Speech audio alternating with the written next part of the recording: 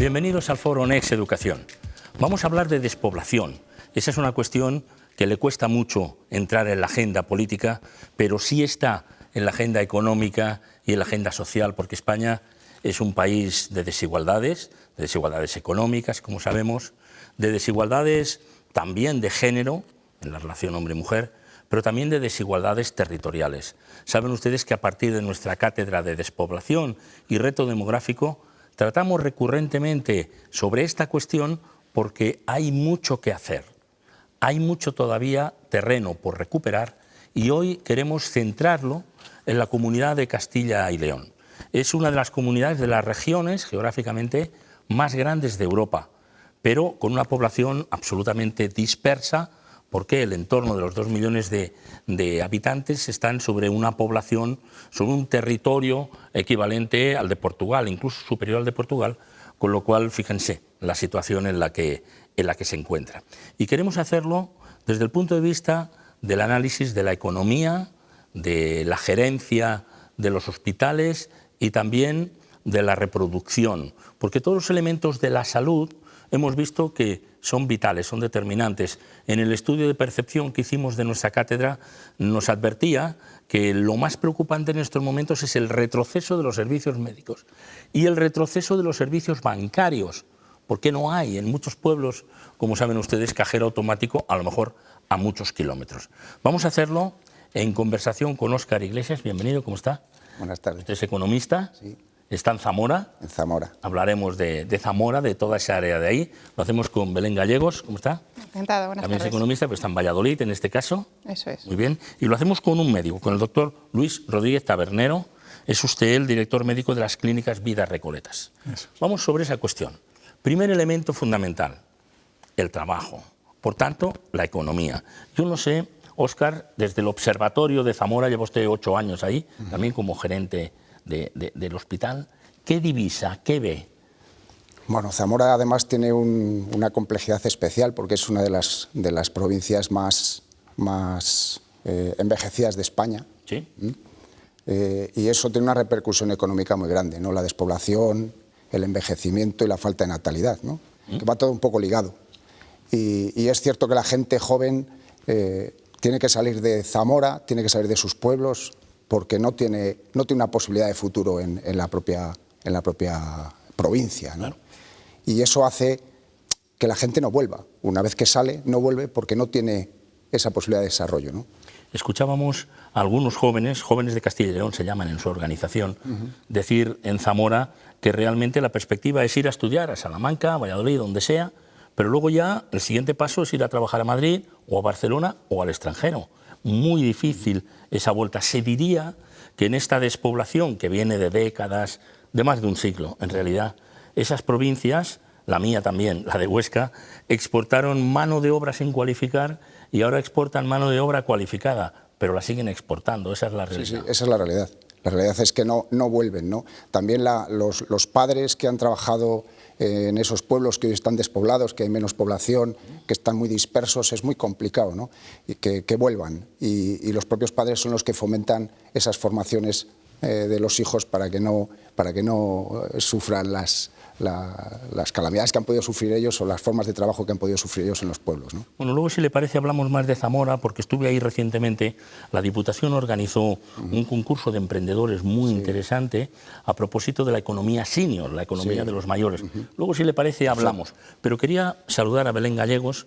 Usted es la gerente del Hospital Recoletas Campo Grande, ¿no? Aquí en Valladolid, desde el punto de vista de la mujer, porque solemos decir en nuestros análisis de la despoblación, allí donde hay mujer se fija la población en el territorio, allí donde no la hay empieza ese declive demográfico al que se refería ahora Óscar, desde su punto de vista y también desde su observatorio en la gerencia del hospital.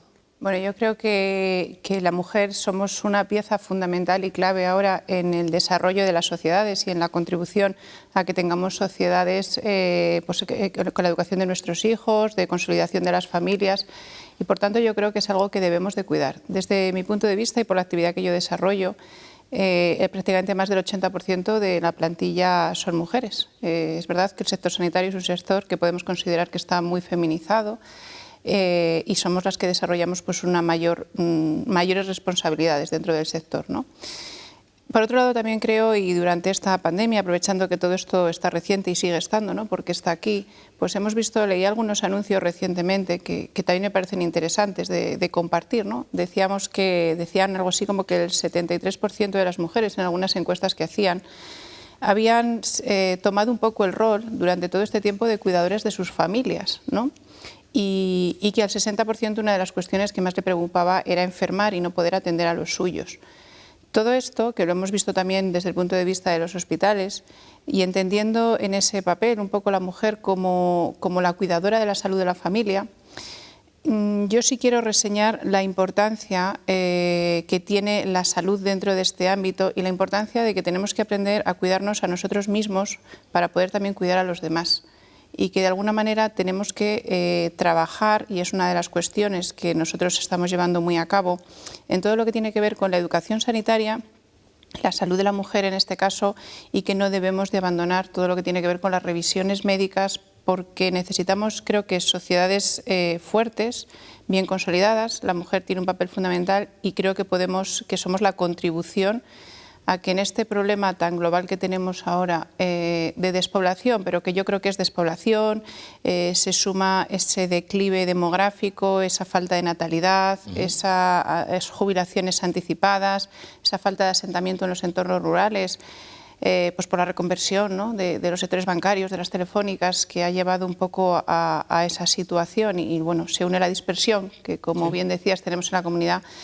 Pues creo que debemos de cuidar también el papel de la mujer en esa responsabilidad. Porque está diciendo usted, la mujer como cuidadora, pero luego, ¿quién cuida a la mujer? Efectivamente. Por eso tenemos que cuidarnos nosotras mismas, ¿no? Claro. Entonces, creo que tenemos que ser un poco egoístas y aprender a cuidarnos. Y permítame decir, es verdad que el sector sanitario, pues hay normalmente más estudiantes de médicas que de médicos, ¿no? Sí. Pero usted es gerente de hospital, o sea que también hay mucha gerente, ¿no? También.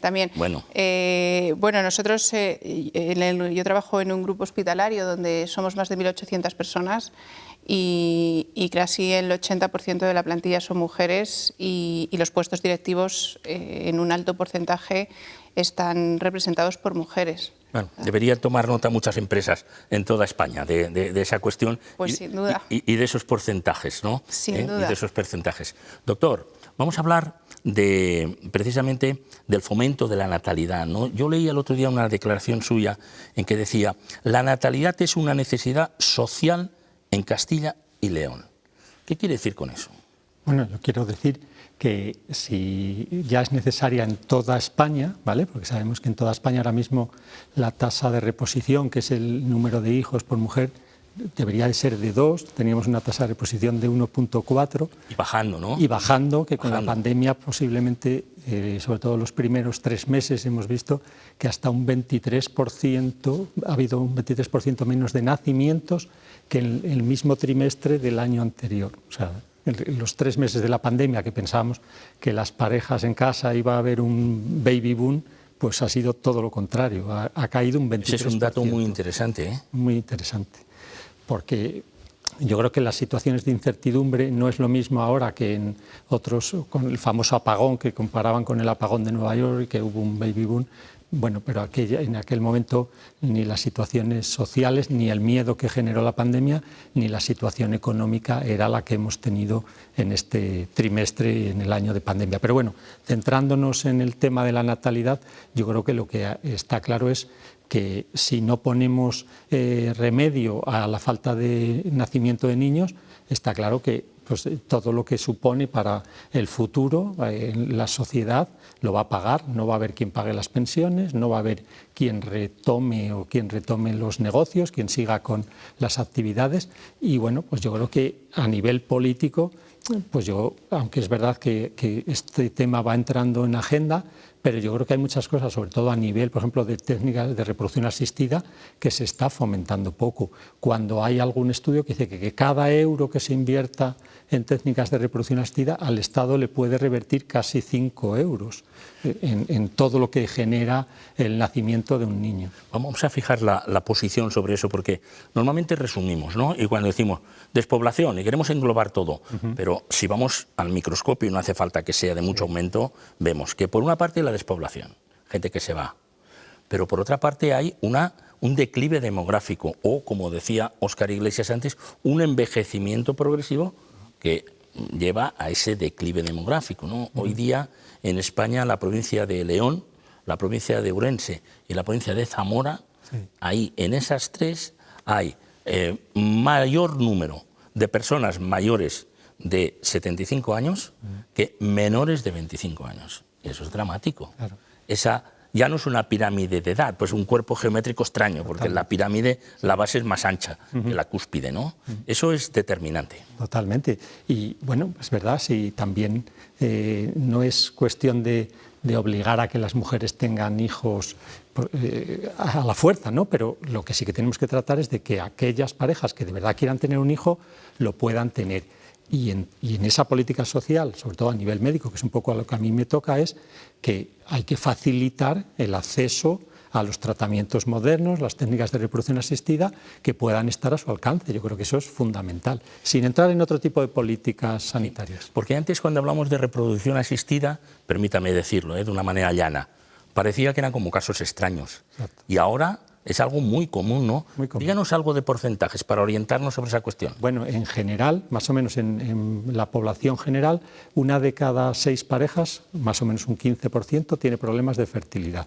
¿Por qué? ¿Porque llegan tarde a la edad de la fecundación? Bueno, eso más o menos viene estudiado desde hace bastantes años y más o menos es el porcentaje de parejas que tienen dificultades para conseguir un niño, un 15%. ¿Sí? Lo que sucede es que si ese porcentaje lo intentamos, las parejas lo intentan tener el niño con 20 años, pues va a ser aproximadamente un 8 o un 7, y sin embargo si nos vamos por encima de los 35 y no digo ya nada a los 40, pues el porcentaje va a ser aproximadamente el 60 el 15% como un promedio. Exactamente. Y por lo tanto, en cuanto subes de 35 años, la cosa se complica. Claro, y en España ahora mismo la edad del primer hijo, las mujeres lo tienen con 32 años. Es que prácticamente cada década que está pasando, ese primer hijo, la edad del primer hijo, aumenta en un año. Es una cosa descabellada que no pasa en ningún sitio de Europa. Ese 15%, esos datos muy interesantes que nos da, pero aplíquelo a la España despoblada. ¿Cómo es ese porcentaje entonces? ¿Es igual del 15%? No, es mayor, porque una de las cosas que sucede además en la España despoblada es que las mujeres todavía esperan más para tener su hijo. Es decir, o sea, todavía más tarde. Claro, la edad media de las mujeres que consultan en Castilla y León es mayor de esos 32 años. Suele estar un poquito por encima de la media nacional. Por lo tanto, ya tienen una dificultad. Y al final, pues, cuanto más tarde tienes el primer hijo, muchas se van a quedar sin poder tener el segundo. Eso es una pescadilla que va empeorando a medida que es una cadena. La edad. De nuevo volvemos al elemento económico. ¿Por qué esas mujeres no quieren tener antes un hijo? No es que no quieran, es que no pueden. Claro. Es que no pueden mantenerlo, no es que no puedan genéticamente o no puedan por salud. Sí, sí. ¿No? Es un tema realmente económico de fondo, ¿es así o no? Claro. Yo creo que eso es un poco lo que deberíamos de analizar. ¿Por qué se ha retrasado tanto la maternidad? Que yo creo que se decía que las mujeres retrasaban 5 años por encima la edad de tener su primer hijo con respecto a lo que les hubiera gustado tenerlo, ¿no? Y que Castilla y León concretamente, entre los 30 y 39 años, es la comunidad con un índice de natalidad más bajo, ¿no? que leía en algunos estudios que hacían. Si lo analizamos un poco, probablemente, en una opinión, pienso, pues probablemente la tradición imperante que ha existido un poco en la mujer, en el rol de madre, en el rol de cuidadora de sus hijos, también a veces el acceso al mundo laboral, la conciliación de la vida familiar. Yo creo que todavía no está bien entendida la conciliación de la vida familiar, sigue siendo un rol que se le atribuye mucho a la mujer. Afortunadamente creo que esto está cambiando mucho, cuando la conciliación tiene que ser algo de la familia, ¿no? Entonces creo que deberían, volviendo al tema que decía un poco Luis, ¿no?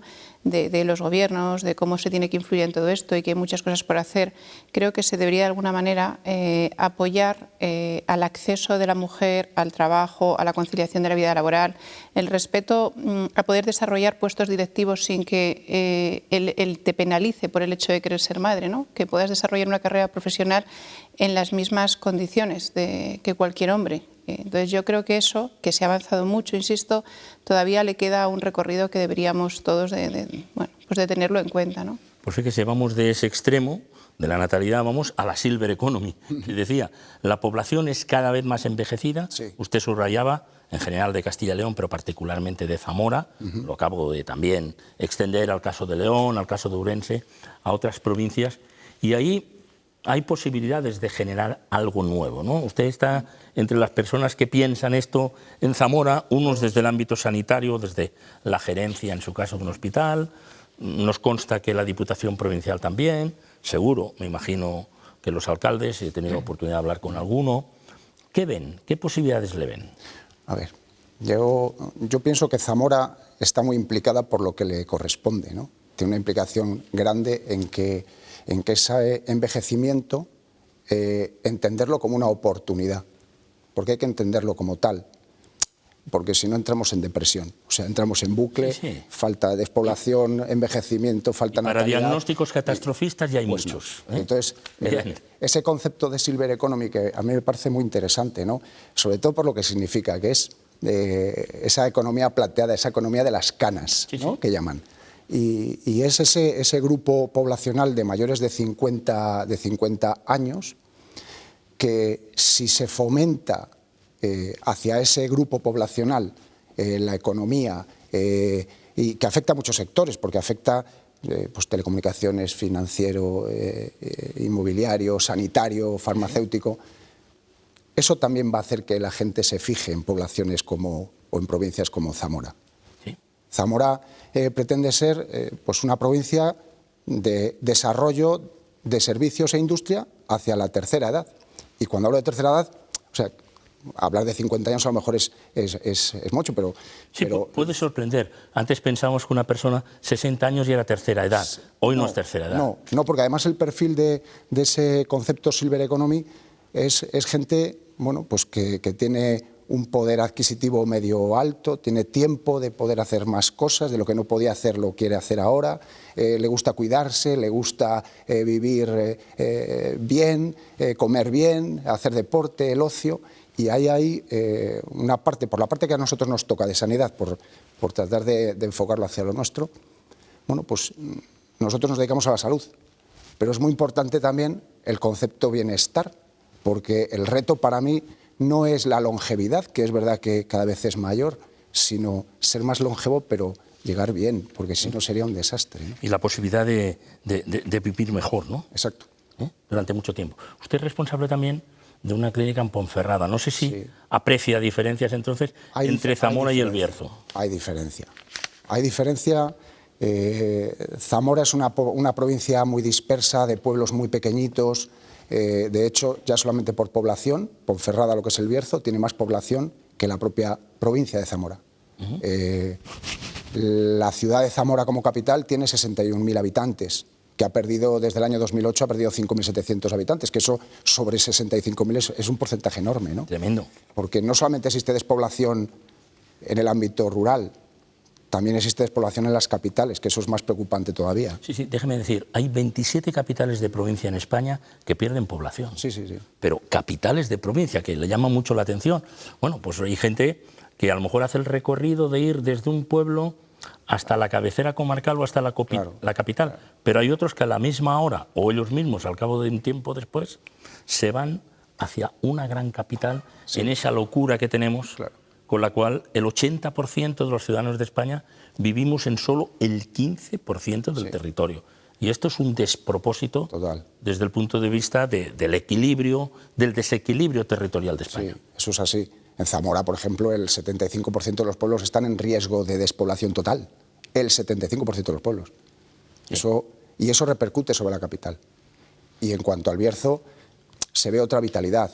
Yo pienso que de donde viene Ponferrada, de donde viene El Bierzo, del sector minero, que era muy potente, ahora bueno, pues no está en esos niveles, pero se ve población que es más joven, más dinámica, se ve otra cosa diferente. No se nota la despoblación o el envejecimiento como se pueda notar en en otras zonas de Castilla y León, que hablo de Zamora porque conozco eso, ¿no? Se trabaja y tiene los datos ahí. Pero es Soria, hasta Segovia, que tiene el próximo Madrid, o Ávila, que tiene próximo también Madrid, ¿no? Son poblaciones diferentes y hay unas que les afectan más que otras, claro. Pues ahora damos el salto de Zamora, que vale lo mismo que tiene de Zamora, para Soria, como decía, seguramente para Valladolid, para Ávila, ¿no? Para Segovia. Vamos a Valladolid, porque ustedes están en Valladolid. Ahí no se ve riesgo, porque ustedes están recibiendo población y ustedes están fortaleciendo una capital realmente muy importante. Yo no sé si desde el punto de vista de los análisis comparativos en la salud siempre, en la salud y en la sociología en general, ¿no? Porque yo entiendo que un hospital, nos fijamos en ello también, porque tiene una capacidad de observar el movimiento de los ciudadanos, las corrientes de opinión, las inquietudes que se ven ahí, y me gustaría que me lo detallara Belén y Luis. Bueno, pues efectivamente yo creo que Valladolid, un poco por sus circunstancias, pues las percepciones pueden ser un poco diferentes, ¿no? Desde el punto de vista hospitalario, pues por supuesto que se ven muchas cosas. Al final nosotros nos dedicamos a algo como es la salud, que es el bien más preciado que todos tenemos, ¿no? Y donde unos antes y otros después, pues todos pasamos y todos acabamos. No sé cómo explicarlo. Me parece muy importante también, precisamente para contribuir a todo esto, intentar trabajar en algo que creo que es fundamental y que es todo lo que tiene que ver con la educación sanitaria, que es algo que nos hemos planteado muchas veces, y cuando hemos creado pues todo el tema de Vida Recoletas, comunidad de medicina reproductiva, que tenía un valor fundamental, ¿no? Y es todo el tema de, si nosotros hacemos educación sanitaria, cuando nosotros estamos posponiendo muchas veces la edad de maternidad, pues poder trabajar y que la gente conozca, educarles, que conozcan las técnicas de preservación de fertilidad, técnicas que están al alcance de las mujeres, que pueden desarrollar, que pueden llevar a cabo determinados procesos en un momento de su vida cuando ellos consideren que su situación laboral, su situación personal, pues no es el momento idóneo para poder ser madre, porque realmente yo creo que aquí es fundamental intentar, o es una necesidad, creo que esto es del país en general, que no sigamos perdiendo tamaño, claro, sino que lo asentemos y crezcamos, porque los datos son demoledores. O sea, realmente, decían antes, ¿no? En los años 80 yo les oía a mis padres y siempre decía eso de vamos a tener la parejita. Ya. Y ahora ya es que no hay parejita, nos hemos quedado en la unidad. Entonces, claro, el cambio en 40 años, que el número de niños que nace casi es la mitad para el mismo número de habitantes, pues hay que ver qué pasa, claro, hay que tomar medidas. Sí. ¿Su perspectiva, Luis? No, yo creo que Valladolid, que preguntabas tú antes, yo creo que dentro de Castilla y León es la provincia quizá más vital o que ha tenido un poquito más de vitalismo. Yo creo que eso ha ayudado, además de un poco esa capitalidad que tiene pues el movimiento de la Junta de Castilla y León en Valladolid, pues yo creo que eso atrae a mucho funcionario, a mucho personal, y yo creo que eso ayuda mucho a que haya una gente más joven, de menos edad, y por lo tanto no tenga tanto problema a lo mejor de natalidad, pero estamos hablando que incluso en Valladolid también vemos que las cifras de natalidad están cayendo, es decir, que yo creo que el problema es global y lógicamente habrá zonas, como puede ser el Bierzo, puede ser Valladolid o puede ser León, que a lo mejor tienen menos problema ahora mismo, pero yo creo que hay que luchar a nivel global. La tendencia es general. Claro, yo creo que esto, yo creo que tenemos que hacer lo que, como todos siempre decimos, siempre está inventado, y sobre todo hay fórmulas que han funcionado en otros países, ¿no? Y yo creo que tenemos que tratar de fijarnos ahí. Yo leía el otro día que España es el país el que más pueblos tiene en peligro de extinción de toda Europa, cuando por ejemplo Francia en un momento tuvo ese peligro y lo ha conseguido solucionar. Pues yo creo que hay que buscar qué han hecho los franceses para que la gente se quede en los pueblos, le guste vivir en los pueblos, y yo creo que ahí está la clave, tener servicios, tener sanidad y poder atender sus negocios y sus cosas, y eso al final es una bola. Si uno se sienta en un pueblo, lo que decíamos, si es que los pueblos se pelean para que no perder el bar, pues si tenemos la tienda de ultramarinos y a partir de ahí hacemos que la gente se vaya quedando, pues es un ejemplo muy burdo, ¿no? Pero poco a poco... Verdad, claro, lo tenemos también medido, permítame que se lo diga. Cuando en un pueblo cierra el bar, las posibilidades de que cierre el pueblo son muy altas. Ya no le digo si cerró antes la escuela, si cerró el cuartel de la Guardia Civil, si cerró pues el servicio médico, la entidad bancaria, ¿no? Yo lo conozco, yo me he criado en Sequeros, que es un pueblo de la Sierra de Salamanca, que era cabeza de partido, tenía todo, tenía la Guardia Civil, tenía todos los bancos, tenía el registro, lo han quitado todo y ahora es un pueblo de 100 y pico habitantes que cada año pierde 15 o 20 habitantes. Pues, y eso que en verano pues tiene turismo y es un sitio muy bonito. Os invito a que lo vayáis a... Bueno, aprovechado por un spot publicitario de ese pueblo. Yo creo que todos podríamos hacerlo, pero en fin, adelante. Es tan interesante lo que cuenta que le perdonamos el spot. Adelante, no le pasarán ninguna factura por eso. No. Yo creo que es verdad, o sea, que es una pena ver un pueblo que ha tenido mucha pujanza y que está condenado a quedarse con una población muy, muy pequeña y muy envejecida. Pues yo creo que lo que tenemos que tratar es de fomentar y que la gente que pueda y quiera quedarse en ese pueblo y que quiera tener un hijo, tenemos que ayudarlos, como sea. Claro que sí. Sí, usted nos estaba dando antes un dato, yo la verdad lo desconocía y mire que estamos estudiando estas cosas, lo seguiremos con atención. Todo esto de la reproducción asistida es la que sea en España en aumento, pero tiene menos incidencia en las zonas de la España despoblada, ¿no? Claro, es así. Claro. ¿Cómo convencemos a la gente de decir, oiga, eso también es para usted? Porque también en un pueblo es esto, no es una cosa solo muy sofisticada, muy extraña, o solo, como se decía antes, pues o de clases altas o de personas que están en el cine, ¿no? O en la televisión. Sí, no, yo creo que... Hay un tema cultural. Ha cambiado, es verdad que ahora ha cambiado mucho. Antes la gente no hablaba de que tenía un problema de fertilidad y ahora lo hablan, lo comentan, lo escriben, lo tuitean, he estado en la clínica, me han hecho esto, o sea que realmente ahí se ha perdido un poco ese miedo a contar los problemas, fundamentalmente porque son muy comunes y el apoyarse unas parejas en otras pues les ayuda mucho. Pero yo creo que una vez que eso ha perdido ese miedo, lo que tenemos que ayudar es que cualquier mujer de Castilla y León que quiera realizar un tratamiento de reproducción asistida pueda hacerlo y lógicamente va a ser mucho más fácil si en vez de tener que venir a Valladolid pues puede ir desde su pueblo a Zamora, que lo tiene a lo mejor a media hora y que va a tener una atención sanitaria de primer nivel, pues va a facilitar que esa mujer lo pueda hacer. ¿En Zamora se puede tener este tipo de asistencia? Sí, se puede. Sí. ¿Y en Ponferrada? En Ponferrada lo montaremos en breve. Bueno, en breve. Pero sí, en Zamora además... El proyecto que se ha desarrollado con el doctor Tabernero, que ha sido en Valladolid y está siendo un éxito por los profesionales y por los medios que se tienen, y lo que se quiere es, digamos, llevar ese proyecto a otras plazas donde tenemos presencia, ¿no? Como puede ser Zamora, y Zamora ha sido la primera puesta, ¿no? en valor. Por lo tanto, del hospital de usted al hospital que gerencia usted, ¿no? Digamos, sí, eso es. Y así lo iremos llevando, pues también ahí se llevará a otras plazas y otros hospitales que también lo merecen. Si es correcta mi información. Este servicio lo han montado ustedes en plena pandemia, porque esto no existía antes. ¿Es correcto eso o no? Sí, bueno, es una evolución. ¿Una evolución? Sí, pero o sea, lo que es Vida Recoletas, por desgracia, la inauguración nos pilló justo en plena pandemia y no pudimos hacer una inauguración como nos habría gustado. La hemos hecho a nivel de redes y sobre todo, lo más importante, para nuestras pacientes, que son las que lo están disfrutando, pero bueno, sí que nos habría gustado poderlo enseñar a más gente y a la sociedad, a Valladolid y a Castilla y León, y hemos podido, pues lógicamente ha tenido que estar un poco más limitado. Pregunta inevitable que yo tengo que hacer. ¿En otras comunidades autónomas hay el mismo nivel, déjeme decir, de tecnología, de recursos, etcétera, que en Castilla y León? ¿En Castilla y León hay el mismo nivel que en otras comunidades? Sí, yo creo que esa es la clave, ¿no?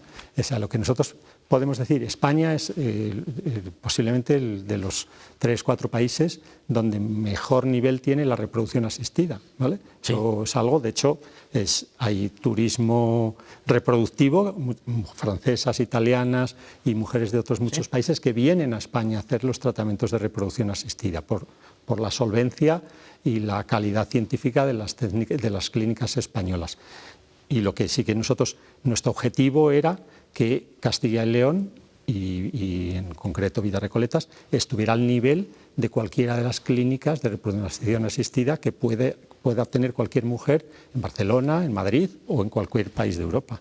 Y eso yo creo que ahora mismo sinceramente lo podemos ofrecer y lo podemos Pero ese dato acreditar. de que estamos a un nivel más alto en Europa Sí. en ese aspecto de la reproducción asistida tampoco es muy conocido. No lo venden, no lo he leído pero, por ahí. no, pero es cierto, es decir, hay aparte de un nivel económico de que vienen y dejan una cantidad de dinero importante con estos tratamientos de reproducción asistida, pero es que está acreditado, es que a nivel de publicaciones y trabajos médicos, yo siempre digo, hay un médico español, el doctor Pellicer, es el coeditor del Fertility Sterility, que es la revista de referencia de reproducción asistida a nivel de la Sociedad Americana de Reproducción Asistida.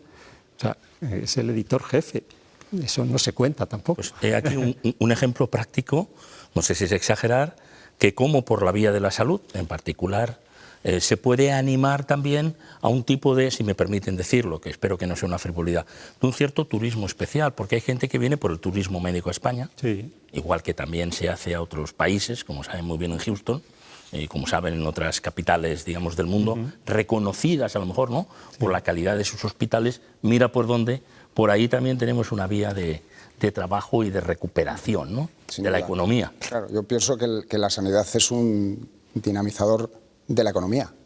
De hecho, la sanidad representa, sobre el gasto total o sobre el PIB, representa mucho. Sobre el PIB representa el 8,9%, ¿no? Sí. Y la sanidad privada representa el 2,6% sobre el PIB, ¿no? O sea que, bueno, son cifras que son a tener en cuenta como elemento dinamizador de economía la sanidad, ¿no? Y lo que representa. Y nosotros en Castilla y León pues representamos la sanidad, ya no la sanidad privada, representamos la sanidad, porque yo pienso, como bien dice el doctor, que estamos a la altura de la sanidad pública en cuanto a equipamiento, en cuanto a instalaciones, en cuanto a profesionales, que es fundamental tener buenos profesionales que atiendan todos los servicios, ¿no? Y eso para nosotros pues es una satisfacción enorme, claro. Sobre todo por la responsabilidad que supone que somos la sanidad en Castilla y León. Sí, yo no quiero hacerle a Belén solo preguntas de mujer, le estoy haciendo preguntas sobre la mujer, porque al fin y al cabo usted desde la gerencia del hospital lo ve todo, digamos, ¿no? ¿Qué ha notado tras la pandemia? Rasgos sociológicos, comportamiento de los pacientes en general. No le pregunto solo sobre las mujeres, en general. ¿Qué han notado? Habíamos sabido que había un retraso de otras patologías que decía la gente, mejor no ir a los hospitales, es decir, que había miedo, ¿no? Pero ahora que empezamos a ver un poquito la luz al final del túnel, aunque no hay que, en fin, no hay que confiarse, ¿qué observan ustedes? ¿Qué ven? Bueno, pues sí que es verdad que ha habido un poco, lógicamente, un antes y un después, porque muchos pacientes en general hemos notado y atendiendo un poco a lo que nos decían, que han tenido un poco la sensación de desatención, ¿no? de desatención hacia otras patologías no COVID que por las circunstancias que hemos vivido pues no les ha permitido llevar a cabo pues sus revisiones rutinarias o sus atenciones médicas como ellos entendían que debía de haberse hecho. Entonces esto es verdad. Pero ¿por qué? ¿No les atendían o por qué no iban? Esto vale para la sanidad Pues, pública y para la sanidad para privada. Todos, sí. Pues ha pasado un poco de todo. En una parte porque no se les atendía o no se les atendía como ellos entendían que había que hacerlo, y por otro lado porque también ha habido mucho miedo a acudir a los hospitales, ¿no? Porque uno no sabía muy bien lo que se podía encontrar. Yo creo que de esto también hay que tomar conciencia y hay que ser conscientes de que el COVID ha representado un problema muy importante y sigue representándolo y no podemos bajar la guardia porque sigue estando ahí, pero tenemos que ser conscientes de que también hay otras muchas patologías que los pacientes debemos de atender, ¿no? Entonces el paciente un poco como consecuencia de esto es verdad que yo creo que ha cambiado un poco su humor, no sé cómo decir, hay un cierto desánimo, más decaimiento, el paciente está como más agotado, más cansado, más apático. Esto sí que lo hemos notado un poco. Atendiendo a esto e intentando dar una respuesta, porque al final cuando hacemos salud y en la forma en que nosotros entendemos que se debe de hacer, lo más importante es que puedas contribuir, ¿no?, a aportar a la sociedad en todos los niveles. Desde el punto de vista sanitario se puede hacer mucho, ¿no?, por aportar, porque el paciente lo demanda, lo necesita y porque además, como decía antes, creo que el bien más preciado que todos tenemos y el único que no se puede comprar con dinero, y digo afortunadamente porque si no esto sería tremendo, es la salud. Entonces sí que es verdad que en eso, y atendiendo a esas demandas, pues hemos intentado prepararnos, hemos creado unidades especiales más dedicadas a lo que hemos llamado promoción para la salud. y que de alguna manera tienen como objetivo poder prestar una atención, ¿no? y dar una respuesta a esa demanda de esos pacientes que han podido sentirse o se sienten desatendidos. Pero ¿no han apreciado ustedes, pregunto, yo no sé si en Zamora, ¿no han apreciado ustedes que con las vacunas ha habido un pequeño efecto euforizante? No sé si es correcto esto, ¿no? Bueno, vamos a ver, yo creo que ha habido un efecto euforizante, probablemente, como una opinión personal, tengamos un verano un poco euforizante, porque tenemos muchas ganas de... solo lo he sentido yo. No, creo que nos pasa a todos. Pero a mí me ha sentado muy bien la vacuna, ¿eh? Tenemos muchas ganas de salir, tenemos muchas ganas de socializar. Aquí somos, los españoles somos de mucho tocar, mucho abrazarnos, mucho contacto físico. ¿Sí? Entonces, claro, de repente llegan, nos cortan y nos dicen, si acabo lo de tocar, pues te encuentras un poco... Entonces, yo creo que ahora estamos en ese momento de me vacunan, ya me siento inmunizado y todos queremos salir.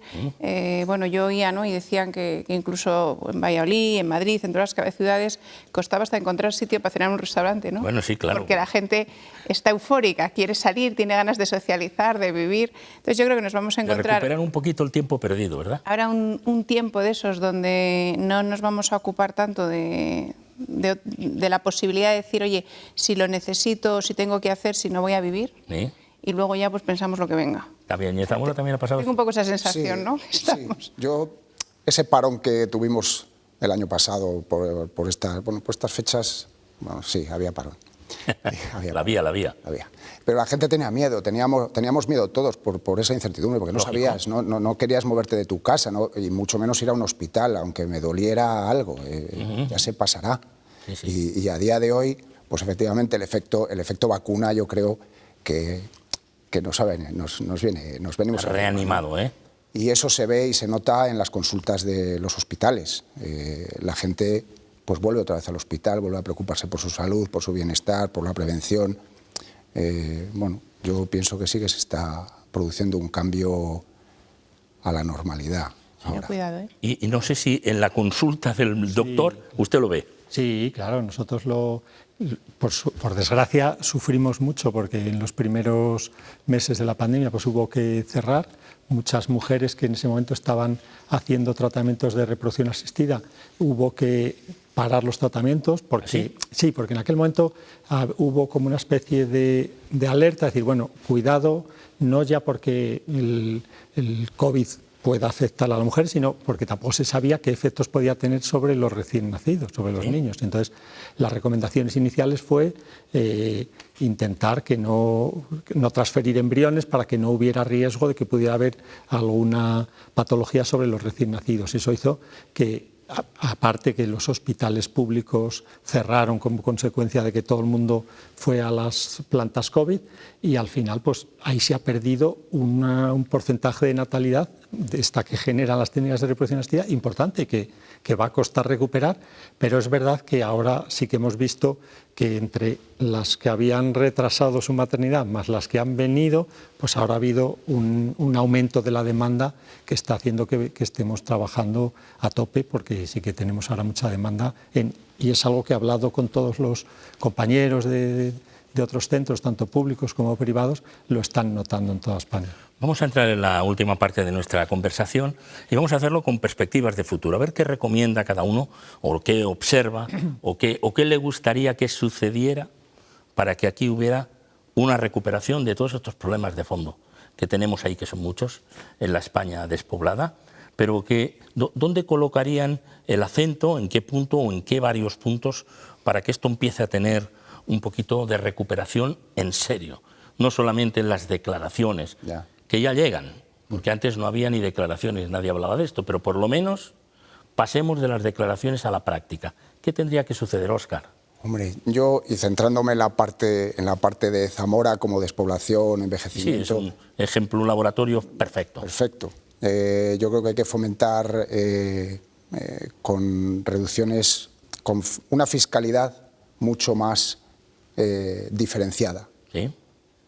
Ayudas a empresas que no tengan trabas burocráticas, reducciones hasta de cuotas de seguridad social, reducciones en el impuesto de sociedades, o sea, fomentar que la empresa se ponga en los pueblos, no los pueblos pequeños, porque es muy complejo en los pueblos pequeños, pero sí en poblaciones un poco más grandes que puedan aglutinar. Todo eso haría o fijaría empresas daría posibilidad de crecimiento y que la gente no se fuera, se mantuviera en esas plazas. O otras que pudieran venir, o otras que pudieran a buscar venir. esos beneficios. Pero sobre todo eso, que no hubiera dificultad, porque muchas veces desde las propias administraciones locales no se da facilidad a la implantación de empresas, ¿no? No se pone fácil. Y yo creo que eso dinamizaría un poquito esa fijación de personas y de gente más joven que pueda estar en una situación de querer tener hijos y fomentar esa natalidad. Eso sería muy importante. Y sería muy importante, no estamos aquí para ese debate que no es económico, pero déjeme decir que nosotros en lo que estudiamos vemos que habría que tomarlo comarca a comarca, no solo provincia a provincia. Sí, porque seguro. si usted coge, por ejemplo, la provincia de Guadalajara, no es lo mismo el Alto Tajo de Molina de Segura, etcétera, con una gran despoblación, que esos pueblos ya de Guadalajara, que son la continuidad de los polígonos industriales de Madrid, Sí. sobre la misma carretera, ¿no? Torrejón y de pronto, después de Alcalá, ya pasamos a la provincia de Guadalajara. No es lo mismo, Sí. si no se crearía una situación Sí, de es que injusticia. es muy diferente. Es muy O sea, diferente. hasta la propia provincia hay diferencias. Pero ahí hay una pista muy importante, una fiscalidad diferenciada. Pienso que sí, que sería importante. Sí. Es una excelente aportación y ojalá se pudiera poner en práctica. Yo creo que algún día lo veremos. Belén, ¿cómo lo vería? Desde su observatorio ya de una capital, como es Valladolid. Como es Valladolid.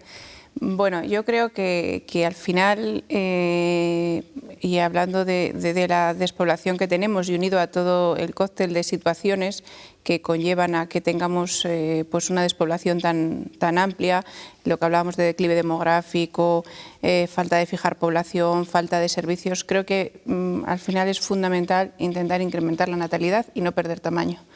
Y para incrementar la natalidad tenemos que intentar fomentar que las mujeres puedan tener hijos, quizá que no retrasemos tanto la edad de maternidad. Cuanto antes mejor. Pero para eso también tenemos que ayudar a los empresarios, de alguna manera, en esa contratación de mujeres, ¿vale? Y hacer ver la importancia que tiene tenerlas trabajando dentro de sus equipos y que no les penalicemos por el hecho de ser mujer. Es decir, yo creo que la mujer tiene que seguir siendo mujer y de alguna manera por eso no podemos penalizarle en su trayectoria profesional. Entonces deberíamos de tomar conciencia también de ayudar a las empresas en esa contratación y no penalizarlo, porque de esa manera no retrasaríamos tampoco tanto la edad de maternidad, no tendríamos tantos problemas a la hora de concebir y probablemente no nos quedaríamos en un ratio tan bajo de niños por familia, sino que nos podríamos plantear que esa natalidad se incrementara. Entonces creo que ese problema en cualquier caso hay que abordarlo. Sí, pero ese temor que yo entiendo y que ha sido real y que yo diría que estaba generalizado antes, y ya empezamos a tener ejemplos de empresas que no penalizan en absoluto por esta cuestión. Yo creo que cada vez menos, y bueno, yo me siento orgullosa de trabajar en una que evidentemente, hemos hablado antes de ello, el porcentaje de mujeres directivas es muy alto y nunca lo ha penalizado, al contrario, ha sido algo que se ha incentivado y que, bueno, yo estoy aquí, a mí me ha permitido ese desarrollo y como a mí, pues a muchas más compañeras que trabajan, ¿no?, con nosotros. Entonces yo creo que cada vez, evidentemente, se está tomando más conciencia, pero aún así creo que lo debemos de trabajar más. O sea, creo que la importancia de la mujer en todo esto, el papel que juega la mujer es importante.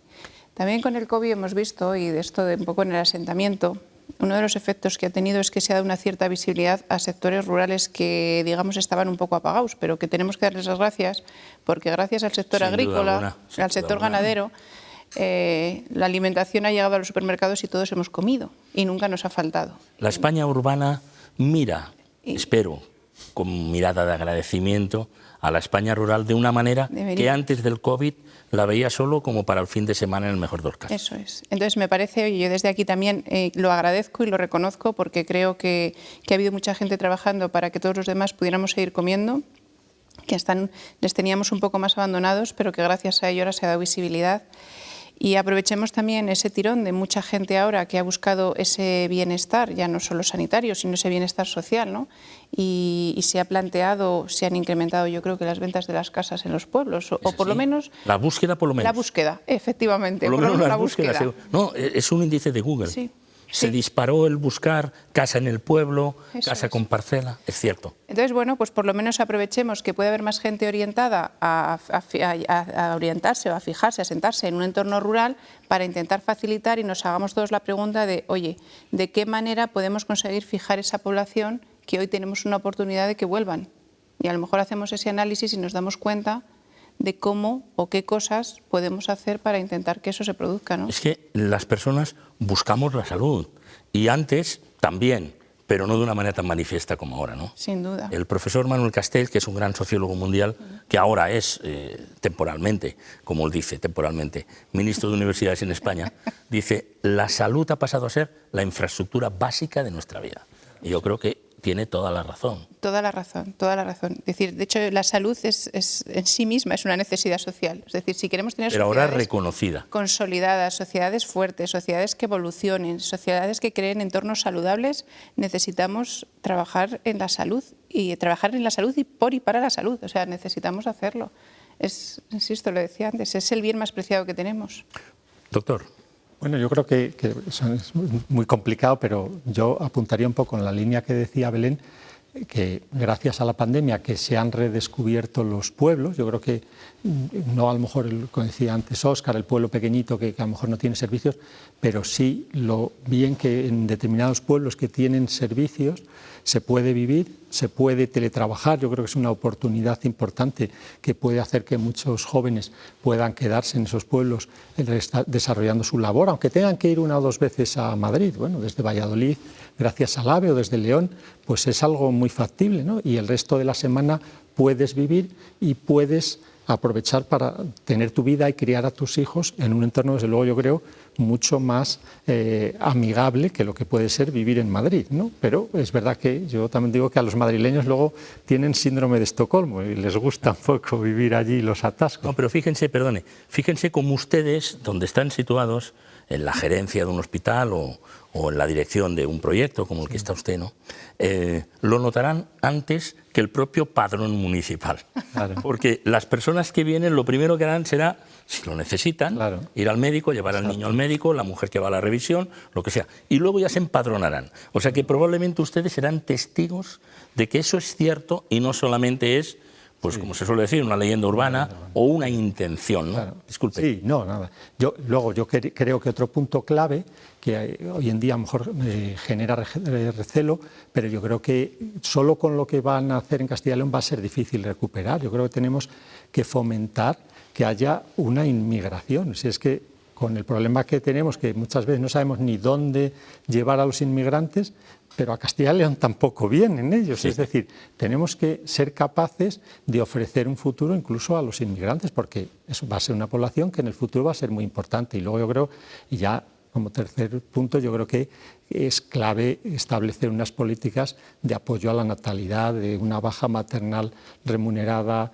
adecuada y que, por supuesto, permita que cualquier mujer acceda a técnicas de reproducción asistida, cualquier mujer que quiera quedarse embarazada pueda acceder y lo consiga y tenga una baja maternal reconocida y suficiente, paternal y maternal, para poder criar a su hijo en las mejores condiciones. Por lo menos ahora lo tiene cerca y tiene esa posibilidad y con solvencia. Antes quedaba como muy lejano, ¿no? Eso. Y en la cultura pues quedaba ahí como si era solamente para determinadas clases sociales. Exacto. Y ahora queda más abierto. Por lo tanto, fíjense, en esta ronda casi final de propuestas hemos visto una fiscalidad diferente, sobre todo para las comarcas más deprimidas. Sí.